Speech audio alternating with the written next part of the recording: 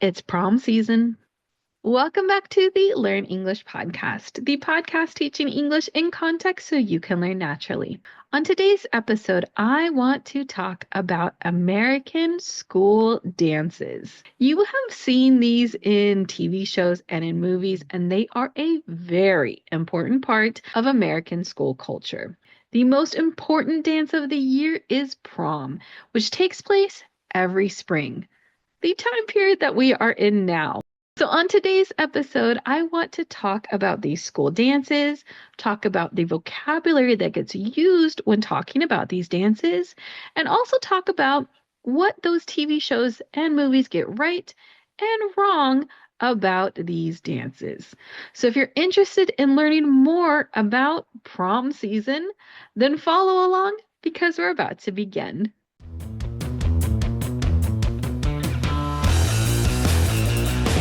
Before we get started, I just want to remind you to look at the description of this podcast episode. There you will find links like how to take classes with me, and more importantly, the vocabulary list.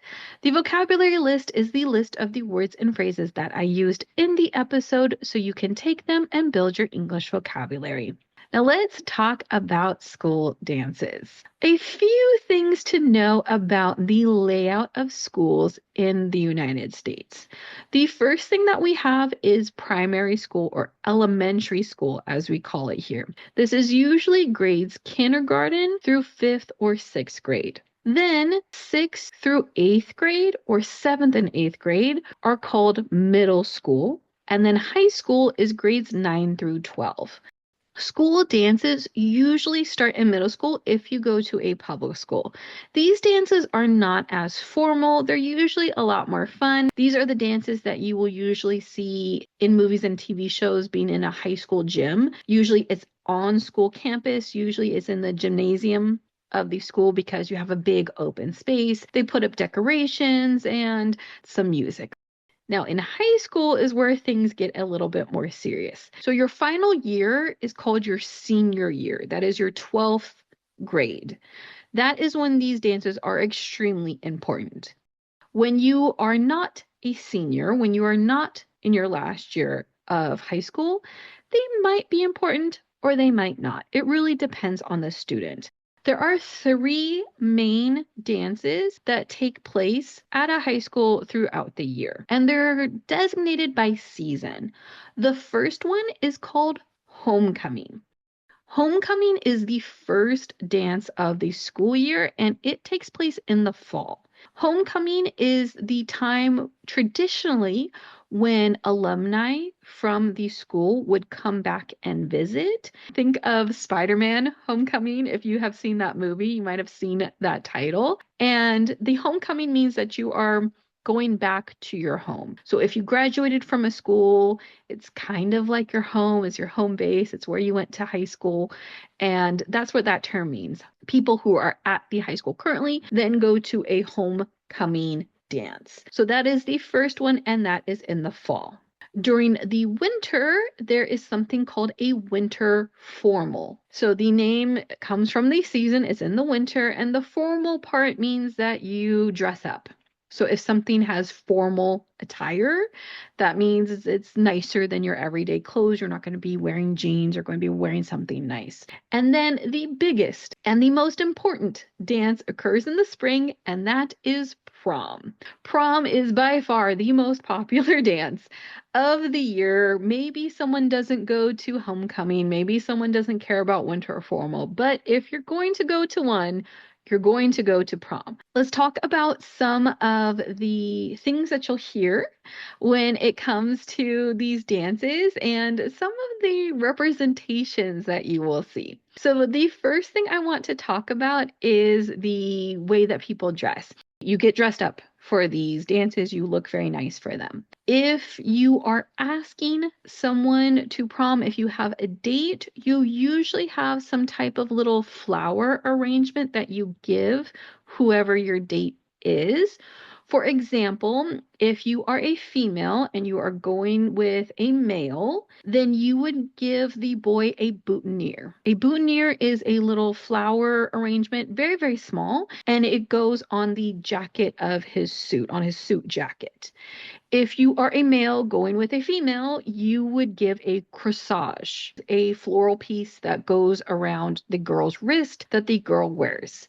These are also things that people wear during wedding ceremonies. So that really just gives you an idea of how formal this is. This is something that you wear if you were part of a wedding party, and it's something that you wear at a high school dance. Now, you might not have a date, and that is fine. There are definitely people who just go with their group of friends. They will call that going stag, which means you just have your male friends. You might have also heard of a stag party, which is before you get married, I think, in some places in England, I think. I'm not 100% sure on that, but that's what that means. It's just males together. You're just going to that party together.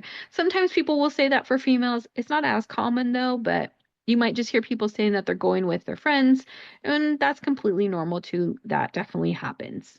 One of the other things that you might have seen on TV shows and movies is that there is a king or queen of the dance that people vote on, and that is also definitely true. I can say that at the high school I teach at, they do have homecoming, and the students at the school vote for who is going to be part of the royal court at the homecoming dance. There is a boy and girl from every grade. So from ninth grade, 10th grade, 11th grade, and 12th grade. The seniors, the ones who are in their 12th grade, they are the king and queen of homecoming. The other people, the ones who are in the lower grades, those have other names. It's usually something to do with a royal court. So I think there's like a duke and a duchess, and maybe a prince and a princess. I'm not 100% sure on the exact names, but those are there. They're just not called king or queen because that's only for the seniors. It's only for people in their 12th grade year. At my school, they actually vote online, and then we have a pep rally in the gym where all of the students come and sit at the rally. Again, you might have seen something like this in TV shows and movies. I think Stranger Things showed a pep rally in one of their episodes. That does happen. And I talked about that in a previous episode where I talked about how American high schools are like how they're shown in the movies. At our homecoming rally, at the pep rally in the gym, they have the people who are nominated go up and they actually get announced in front of everyone. So you find out if you won or lost in front of every single person in the high school, which personally I would find horrifying. I would hate that. But obviously people like it because people do it. Same thing for prom. There is a prom king, there is a prom queen, and you would have seen this being represented in TV shows and movies. I think the movie Mean Girls, if you've seen that, and in the movie Carrie, that also has a prom queen scene. If you've seen that, she gets tricked into being prom queen or gets voted on as a joke and then has stuff thrown at her. I guess I won't spoil it if you haven't seen that movie, but those are two movies that have pretty famous scenes in them. And that part's true. They definitely do have prom king, prom queen. They have little crowns, and that is another part of the whole culture. When you go to ask someone to go with you to prom, that is a very scary thing for some people. It's very nerve-wracking.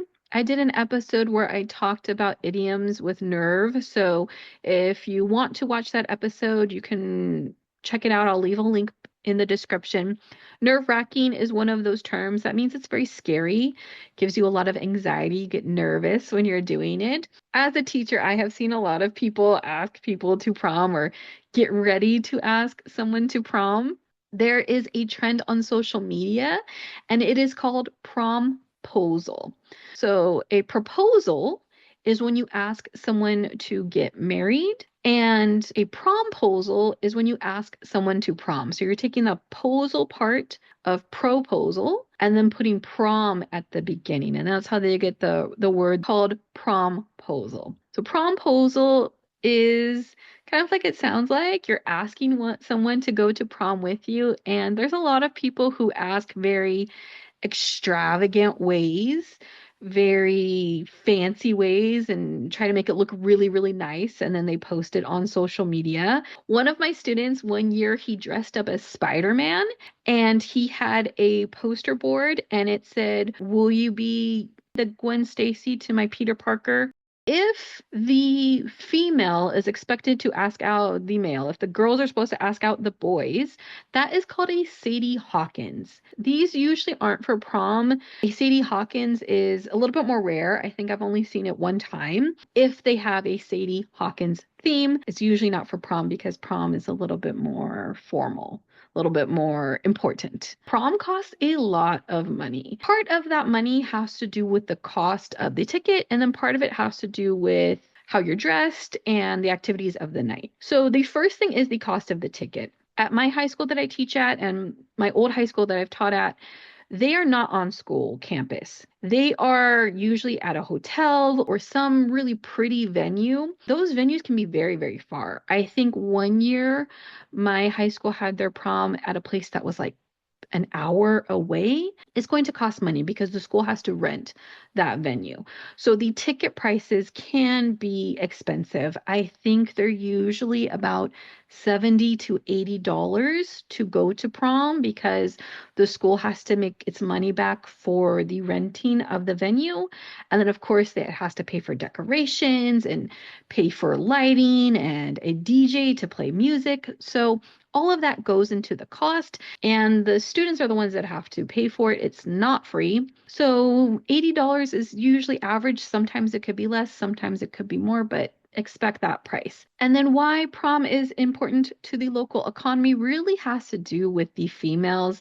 We've talked about corsages and boutonnieres, but those usually aren't that expensive. And a lot of boys can just wear whatever suit they have. That's usually not that important, but the females are the ones who really get dressed up, and that gets expensive. You have to have a new dress for prom. Sometimes you can just pay $100 and that's fine, but if you get a designer dress, those can be hundreds of dollars. You could pay maybe even $500. Besides the dress, then you also have to have shoes. You have to have heels, which is the formal type of footwear for women, even though it's very painful to walk in those and dance in those. But girls will wear heels. They'll also wear jewelry, so you might have to buy some accessories. And then, of course, you have to get your hair and makeup done. This is why prom is so important to the local economy because hairstylists will get booked, makeup artists will get booked, and a lot of time, girls will also go and get a manicure or a pedicure. I had one student who said she spent $100 just doing her nails for prom. That wasn't the dress. That wasn't the hair or makeup. That was just her nails. She spent $100 on that. So expensive. And then there's the cost of actually getting to the venue. If your venue is an hour away, like it's been at my high school before, you have to drive there or you have to get a driver. Sometimes people will get a limo. You might have seen that on TV shows and movies of high schoolers in a limo going to their dance. That, of course, isn't free. If you have a lot of people, you can split the cost, but that is something that does cost money. So sometimes people will get a limo or they'll just get a car rental. They'll have a driver take them there. Or if they're old enough, maybe they can just drive themselves. But even then, you still have to pay for gas. So it does cost something to get to whatever venue the dance is at. And that's what I'm talking about when I say that if you have a student who is from a family that doesn't have a lot of money, who maybe is from a poor family, they really can't afford that. If you are a female and you're trying to go to prom, you're looking at maybe $200, $300, $400. That's a lot of money. That's a lot of money for me. And I'm an adult who works. I can't imagine if I was from a family who didn't have a lot of money. There's just no way I would be able to afford that. There's no chance. When it comes to TV shows and movies, we've already talked about some of the things that are true about how they represent these high school dances. One thing that I think is definitely true is the parents taking pictures. If you have a date that you're going with and you go and pick up the date from her house, They always have the parents in the TV shows and movies like taking pictures of the couple when they're together. You probably have seen this if you've seen a TV show or movie about high school, and that's definitely true. So we talked about the pictures before you go, when you're at your parents' house and you're getting ready or your date is picking you up. But the other one is when you are actually at the venue. The schools almost always have a professional photographer, and everyone has these photos. Every person I know has prom photos. It's so common in the United States that people will have these photos from their high school years. So there are a few poses that are very standardized where no matter where you are in the country, no matter who your photographer is, they have you stand in the same positions and they have very, very similar backdrops and they just have a very similar look to them. My friends and I took pictures, my boyfriend and I took pictures. That was very common to do, and that's definitely something that my students do now. Something else that is common is having teachers there. Teachers chaperone these events. So in TV shows and movies, when they show the teachers standing around, that's true. Personally, I do not supervise the dances. I do not want to go to prom or homecoming or anything. That is my personal preference. But I do know some of the teachers who like going. And the reason that I don't like to go is because these dances can get a little bit crazy. What I mean by that is you might have seen in TV shows and movies some representation of these students maybe drinking and partying before they go to their dance.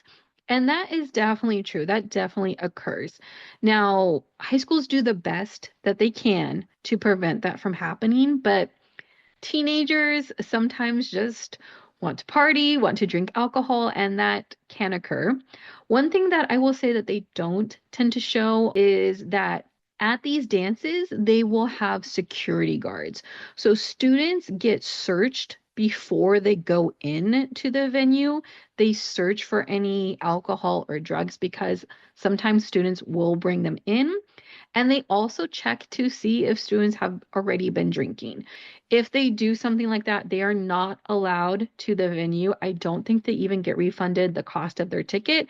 They just get the ticket taken and they're not allowed to go in. So it really ruins their night. That definitely happens. So schools try their best that they can to prevent any type of craziness, but it definitely can happen. I'm sure there's students who got away with it who didn't get found out even though they were doing something before the dance that they shouldn't have been doing. The other thing I mean when I talk about it getting crazy is that students dance in a risque way. It gets a little risque. What risque means is a little bit adult, a little bit sexual, maybe not appropriate for children. That's what risque means. And that definitely can happen. So at the school that I used to teach at, one of my coworkers had to be a supervisor at prom, and she was going around with a flashlight, checking everywhere in the venue to make sure no students snuck off somewhere. And she came upon a closet that had two students in the closet with the door closed. And I think you can assume what was happening. And I don't need that. So that's something I think that's usually not shown by Hollywood. And I think also in TV shows and movies, like the prom can be very calm. You can hear characters talking to each other. People are just dancing normally. I would say that's one of the things that Hollywood doesn't get 100% right. The dance floor is usually very loud. It is packed with students, at least at the high schools that I have taught at and the videos I've seen of it. There's a lot of people on the dance floor. There's very loud music. There's no way people are just talking and having regular conversation at prom because it is a huge party. So those are some things that I would say are not so accurate when it comes to Hollywood, but of course it makes sense. If they really play the music as loud as it is at these school dances, they wouldn't be able to have characters talk to each other on screen, and the entire point is the characters interacting with each other. So it makes sense that that part isn't 100% accurate. If you are interested in watching some TV shows and movies that have dance scenes, that have these high school dances, I'm going to give you some recommendations. I already mentioned Gilmore Girls, Mean Girls, and Carrie. Those are all some that you can check out if you are interested. On Netflix, more recently, there was Wednesday, and I know that's not really a traditional high school, but it still has that school dance scene. The TV show Glee also had episodes, actually multiple episodes where they had different school dances. Also, the TV show Euphoria had an episode about a winter formal. Boy Meets World is an older show from the 90s, but it also had some dance scenes. So that one I would say is a lot more innocent than Euphoria, for example. For movies, probably one of the most famous dance scenes is from Back to the Future. The ending of that movie really focuses on a high school dance and the character Marty and his parents. Twilight from 2008 also has a high school dance scene, but it's probably not 100% accurate for high school dances. It is in there though. If you like the Twilight movies, you might know what I'm talking about. And if you want to check it out, of course you can. From movies from the 90s, there's She's All That, 10 Things I Hate About You, and Never Been Kissed. And then from the 80s, there is Pretty in Pink and Footloose. Those have prom scenes as well, so you can look at those. Those are probably the oldest movies I have on this recommendation list. But if you're interested, you can check those ones out as well. I hope you enjoyed this episode. I hope you learned something about high school dances. If there is a similar culture in your country, of course, please leave a comment. Tell me how is the same, tell me how is different, or just tell me how you enjoyed this episode. I really tried to cover a lot of vocabulary, so just a reminder to check out the vocabulary list of this episode. There you will find the list of words and phrases that I used in the episode. If you are enjoying this podcast, if it's helping you learn English, please consider leaving us a rating on whatever app you're using to listen to this podcast on. You can also tell a friend, tell a family member, tell someone who is learning English so we can continue to grow our podcast. You can follow us on social media at Learn English Pod. The website is learnenglishpod.com. And remember to like and subscribe so you don't miss our next episode when it comes out next week. Until then, keep learning English.